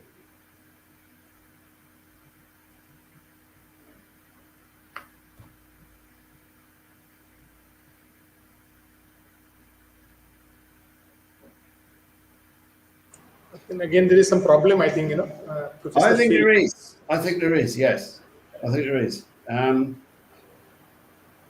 Okay. Well, I just want to say here that just being here to share this stage with you guys, it's such a beautiful, beautiful atmosphere to share with you, and to hear you guys is incredible. To hear your passion, to hear your passion, and we've all. And one of the things is, I think about your passion, about your motivation, about your confidence, is all the different styles that we all celebrate. The different ways we're motivated, different ways we're confident, and what it is we do. We all bring different skills to the table, and I think this is incredible. And it's if people out there listening to us and listening to this is wonderful. And what I think, Yes. yeah, Professor Phil, yeah, Professor Rishikesh here, right, from India. What Yes, I hello. think, yeah, when I started my career, what I thought, to become a good teacher, we should be just knowledgeable. But after some time, I thought knowledge is fine, but apart from knowledge, we should be a good human being. What I feel, first and most important thing. Second point, we should we should be a role model to them, right? Yes, First and yes. most important thing, yeah. Yes, yes, it's been motivated because you want to do it. It's something in you that wants to bring love, compassion, help people. And that's lovely, lovely feeling when someone changes from the feeling of being helpless or Right, being, right. now here's a great word, from being the worrier to the warrior. I think Yes, that's, Dr. Uche. Okay. Dr. Over to I'm you. so Yes, sorry. I'm back again. absolutely. I'm having. I think we're Okay. I'm taking so sorry. over. I'm back. Yeah. I'm back again. I'm so sorry. I'm so sorry about people are commenting. Thank you, Fatima. I said thank you, Professor Griggs, for your wonderful input. Professor Sue from Iran. She said it was great. Thank you so much. And we also have just responding to the reactions Professor Phil, the key factor to succeed is first accepting ourselves. Yes, accepting ourselves for truly what we are is the one of the first step of building confidence. If you want to succeed, the first respect yourself. Respect is a reciprocal. Thank you so much, Professor Sue, for that wonderful contribution. Wow. Talking to oneself is the best strategy to learn effectively. I always encourage my learners to talk to themselves. We call it thinking aloud. Fantastic. Thank you so much. Bravo. Thank you so much, Dr. Phil. We have a color therapist in our midst, and he has just been uh, coloring our event today. Thank you so much. Yeah, Isaiah, all the way from Kenya, she said, making positive remarks about learners build their confidence and increase self-esteem. I totally concur with what you said. Um, yes, who thank you so much. Those that are tuning in from across questions here. There's no questions for Phil. Okay, let's continue with the I'm so sorry, I've been off and on my network. Okay. is not strong, but let's continue from where I on. Professor Cliff from Philippines. Professor Cliff, are you there? Yes, hello. Okay, I'm going to add you back to the screen. To this screen. Yes, hello, Dr. Prof, Ochi. can you I'm hear here. Yes, I can hear me? you. Professor Cliff, Yes, Dr. Ochi, I can hear you. Professor Cliff, are you there? Yes, yes, I am. Am I audible? Okay, pending when he rejoined, he's trying to reconnect back. The network is also fluctuating. I'm going to call upon Dr. Professor Hayat. Hayat, what are the challenges you regularly encounter or encountered in your classroom pertaining to serving learners with special needs? The stage and mic is all yours now, Prof. Yes, thank you, dear. Thank you for this Professor good Hayat, can you question. hear me? Yes, yes, dear. All I'm right. hearing you. Am I audible too? Yes, yes, Professor Hayat, you are audible. Go ahead. Yes. Okay. Yes. So, for students with disabilities, in our classrooms, we can find some students with disabilities or special needs, uh, creating activities that include all students, educating students with less several severe disabilities. There are several challenges that the teacher faces in the classroom to serve learners with special needs according to learning disabilities, and which requires the teacher additional efforts and time.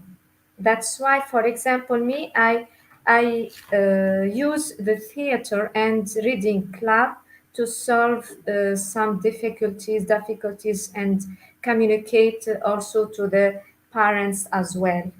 So we can, for example, find some students with dyslexia. We can talk about dyslexia and also dyscalculation as well dysgraphia.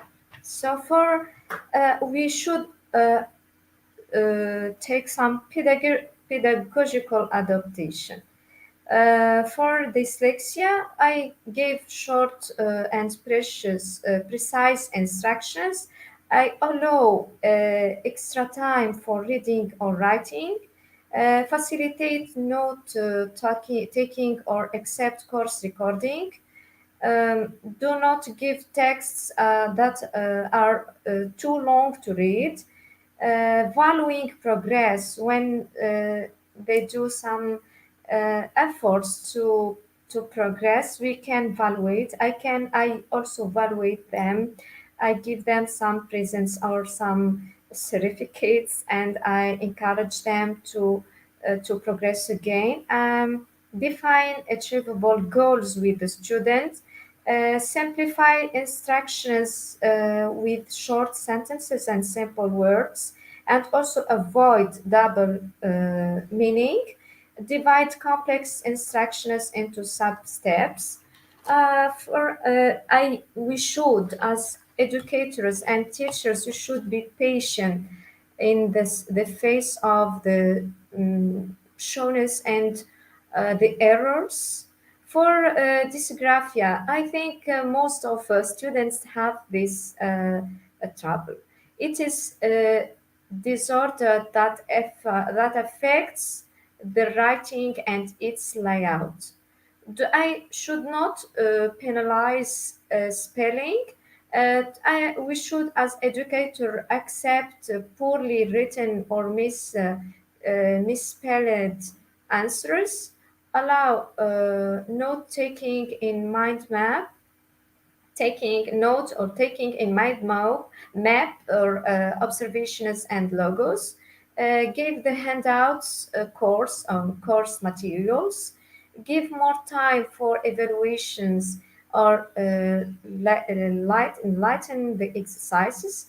valuing also progress, value the oral grade more than the written grade, boost the student's self-esteem. For this calculation, we should also check comprehension and copying of numbers and signs, accompany instructions with the diagrams, work on the concrete, do not devaluate the use of fingers to count, and provide for many training situations.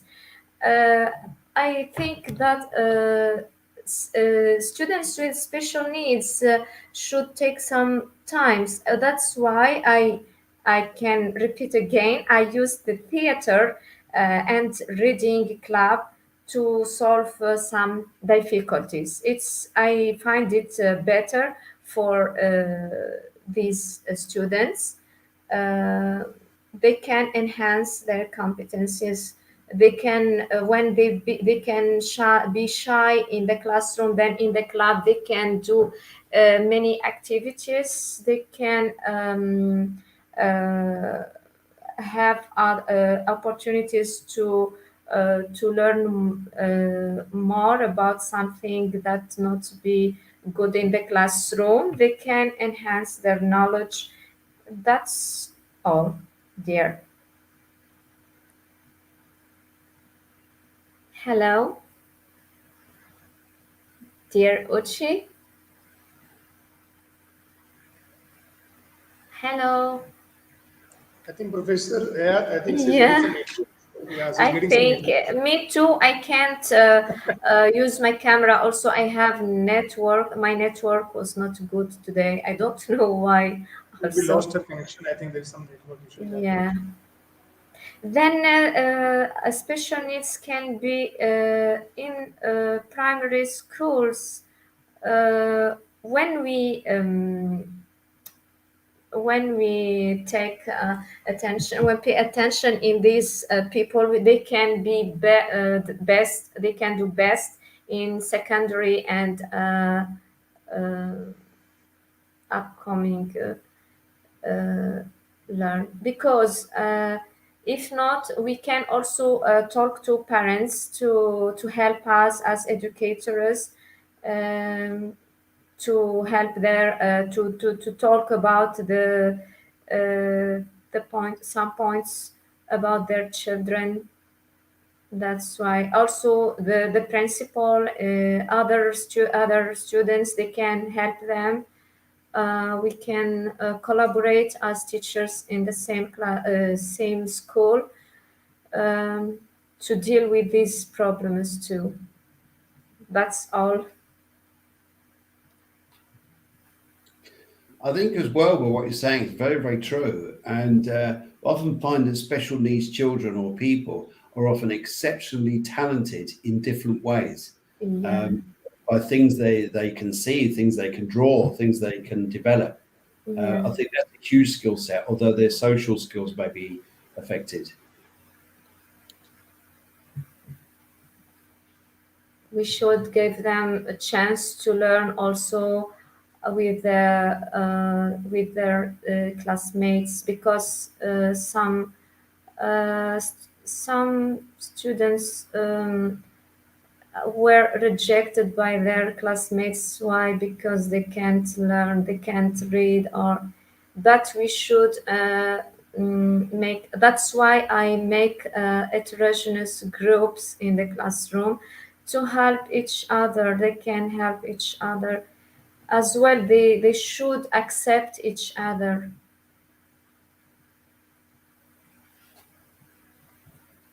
That's all. I don't know if uh, there are some questions or not.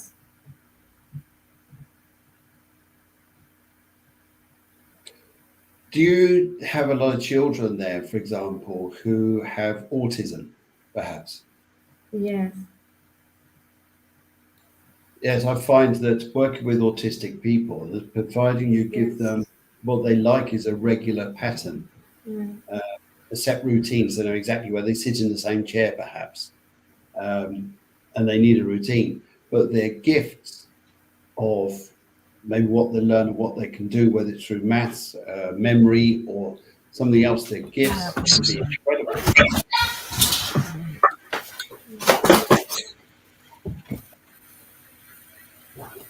I think Dr. Uche is coming. Dr. Yeah, Uche, welcome. Dr. Uche, welcome. Welcome yeah, back, I'm so Dr. sorry. Ochi. Welcome back. We can This we is can not the stand a lot of first challenges. There are a lot of second challenges. that thought. Honestly, I can't even wait. Yes. And Now we should welcome you, right? You are getting a lot of problem. yeah, okay. I'm so sorry about that. Professor Cliff, are you there? So that let's just run it. Yes. Yeah, yes, I'm here, Dr. Cliff, are Ochi. you Hello. there? Yes, I am. All right, all right, okay. I'm apologizing for the I'm apologizing again for my the technical glitches I'm experiencing. I've been, going off and on. Honestly, I don't know how. I couldn't help it this time around. So please could you tell us what are some practical ways that show the significance of research? The mic and stage is all yours now, sir. Okay. Yes, thank you very much once again, Dr. Ochi. And we understand that you are experiencing technical glitches right now. So, regarding some of the practical ways that students will learn to like research, different concrete steps. First of all, the best thing I could think of right now to start off with this one is that we as research teachers must also be actively involved in research. I think that makes sense that if we want our students to like research, then we too should love research, right? We walk the talk.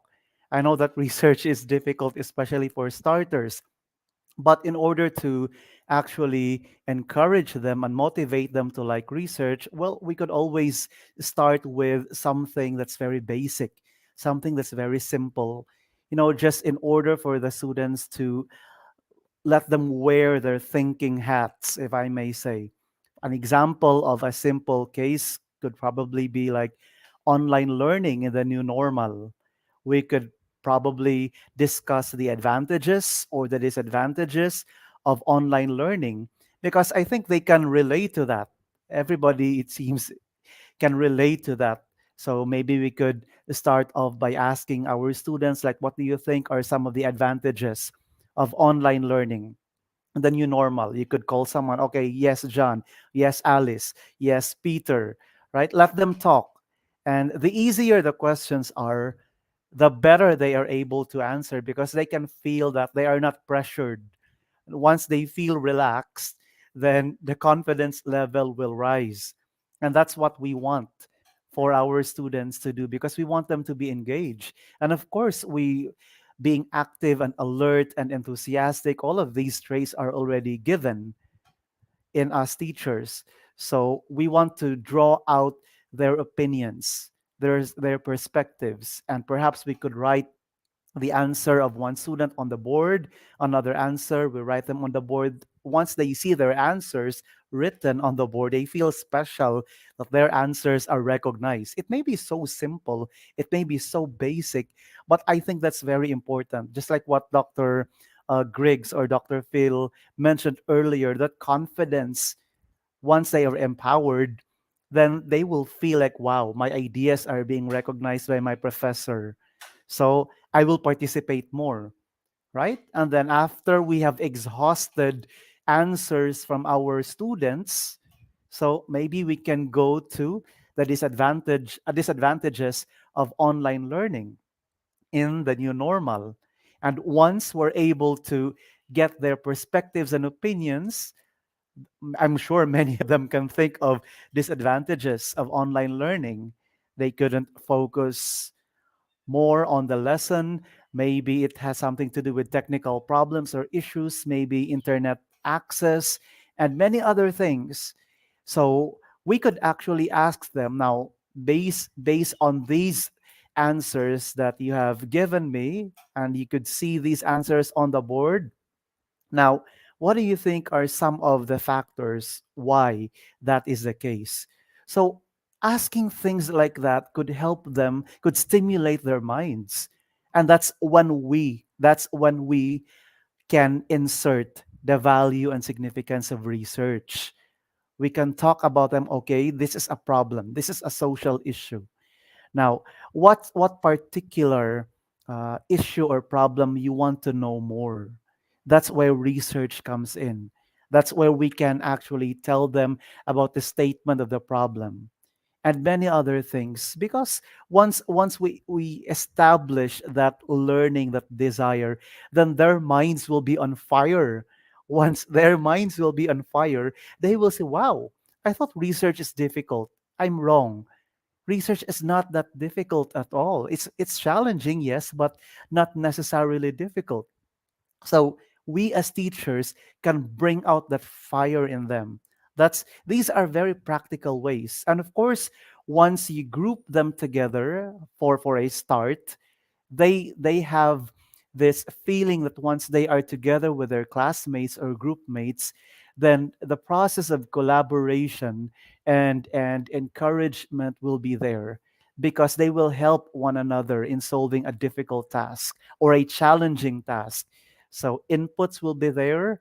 One input will be given by one student, another input will be given by another student, and so they will find that research is exciting, which challenge them without compromising quality education. Okay? Because research is important. It's very, very important. As we grow older, we find ourselves, especially those of us in the academe, research is one of the legs, if I may say so. One of the legs, one of the factors that drive the university or the college forward. That's why teachers, the faculty, are encouraged to be involved and engage in research. And once our students, can see that we walk the talk and we guide them and encourage them, they will have a love towards learning. And the more they feel loved and appreciated by what they do, the more that we guide them, letting them see where they can improve, then they will continue and do more researches. And they will not have any fear, if I may say so. They won't have any fear towards the subject research at all. So I hope that with those very practical steps, and of course, appreciation and encouragement, great job, good job, excellent job, that's part of the package. So I hope that with those very concrete steps, I was able to share some practical steps or insights. So these are some of the things I do with my students, being an advisor of research for quite a long time Professor, already. for So that that's insightful it. Thank you, Dr. response. Ochi. Yeah, thank you. Thank Thank you you. so Thank much. you, Yes, everyone. great speech. Okay. Thank you. I can Uh, add something. When our students are well guided, they can do miracle. Yes, Absolutely. when yes. yeah, Thank you for your great speech, I totally Professor Thank you. Cliff. concur with what you've just said.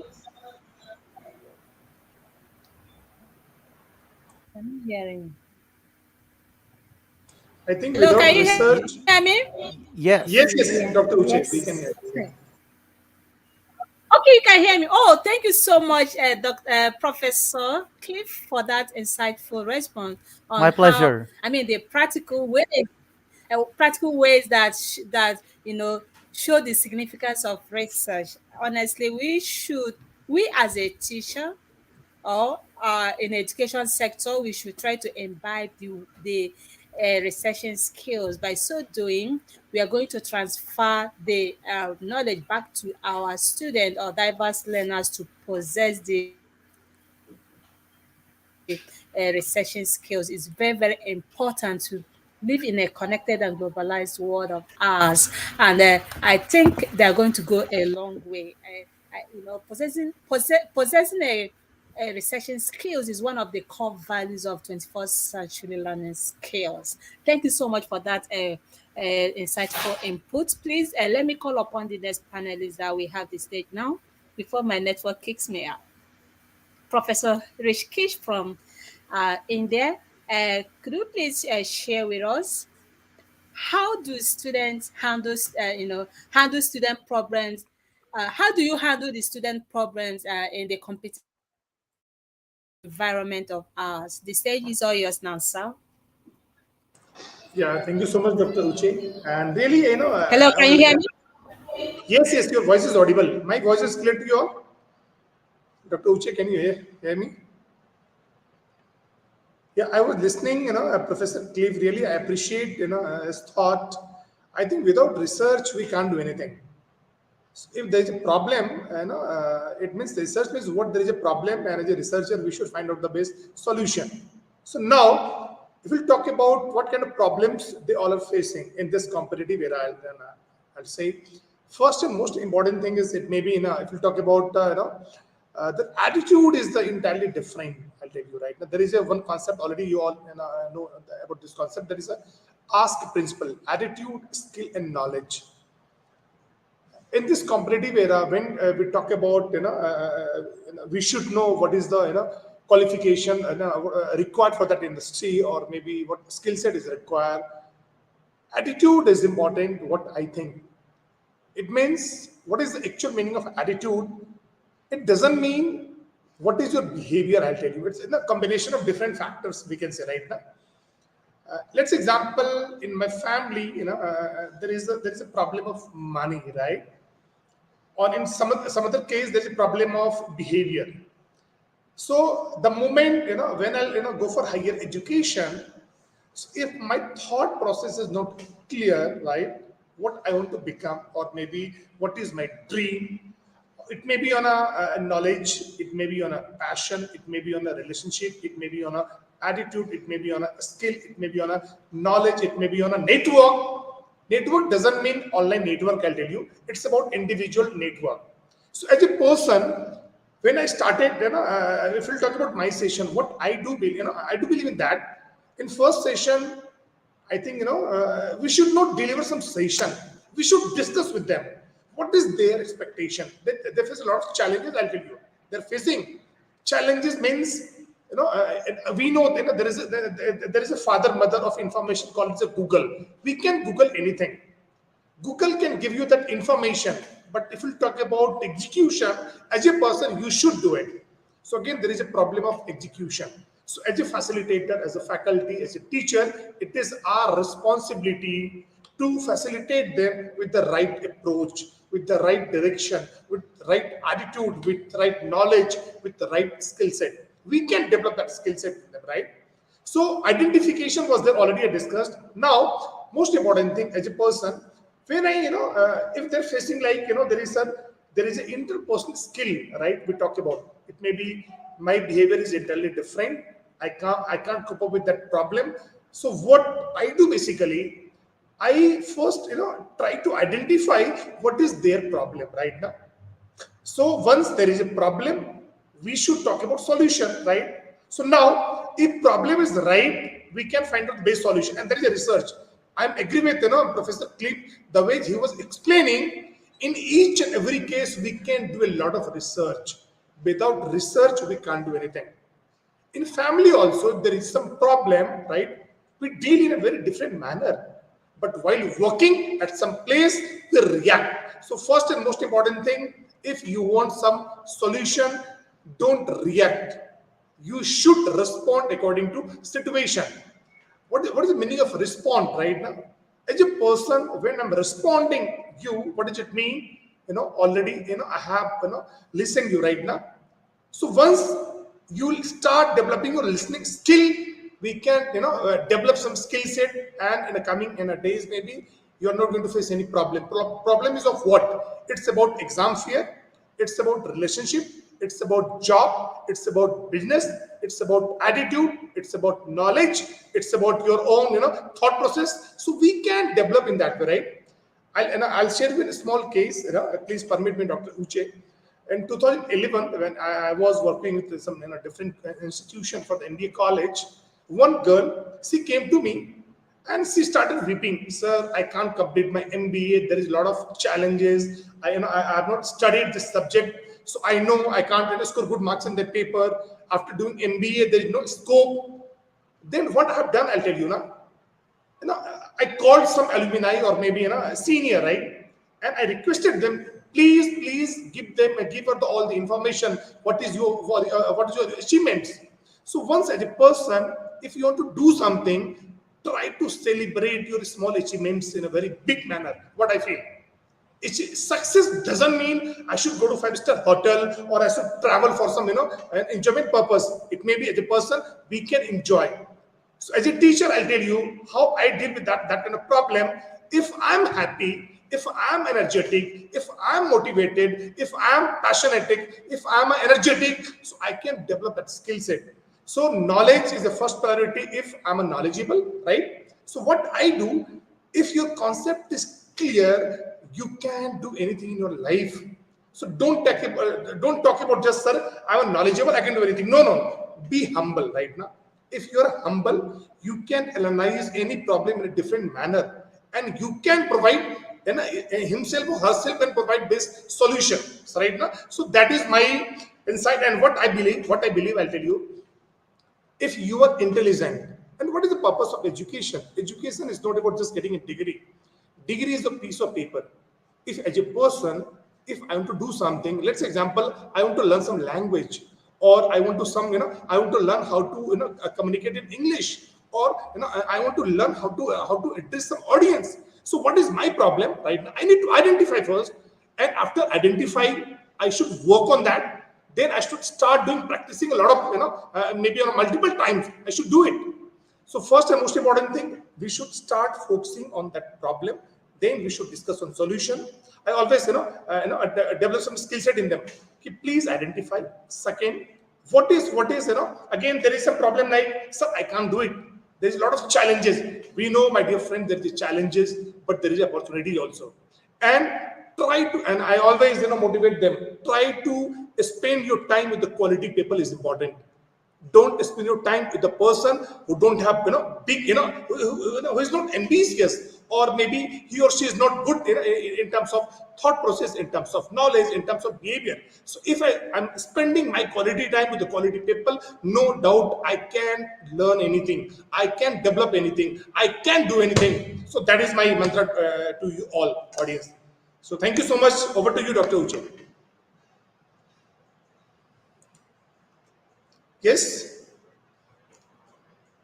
Dr. Uche, my voice is audible to you all? Professor Cliff, Professor Yes, Hayat. yes, Yeah. I can hear you. So just I was trying to correlate with the practical examples right now, how I deliver some session on that, and how I discuss problems with them, and how and what I do. I never I always try to motivate them. Don't come to class in a blank mind. At least you learn something, you study something, then we can discuss something on the topic. And if you're blank, it means they can't do anything. So what I think we should feed them good thought, good knowledge, good skill, good behavior, good relationship right now. Good, again, they should be ambitious. If you're ambitious right now, you can motivate somebody to do something good for their life, and they can support to the family, they can support to the nation, they can support to the world, I think. Over to you. Thank you so much, y'all.